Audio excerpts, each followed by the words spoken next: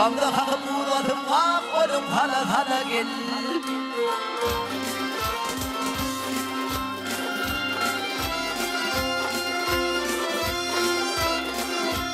Hep kırmızı yarım seher vakti güle gel. Gülüm garibesi vay ben garip bilmine gel. Alelime handır ay bağrım dile dile gel. Ömrüm bir tadelimdi yarımın düşündü. Gördüm yarım zamanım kıldırım namusunda.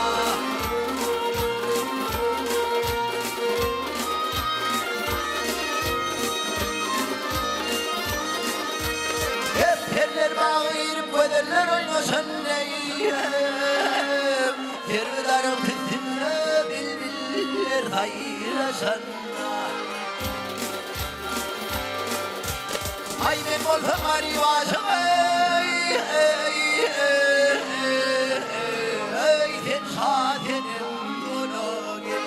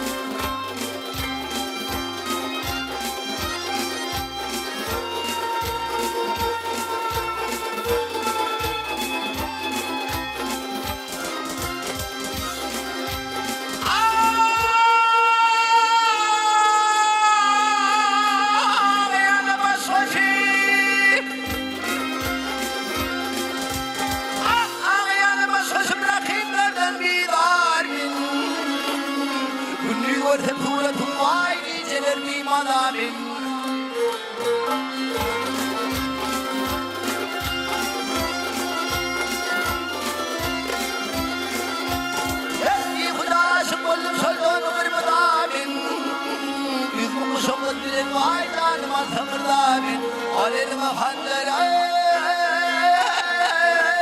bağrım dile dile gel.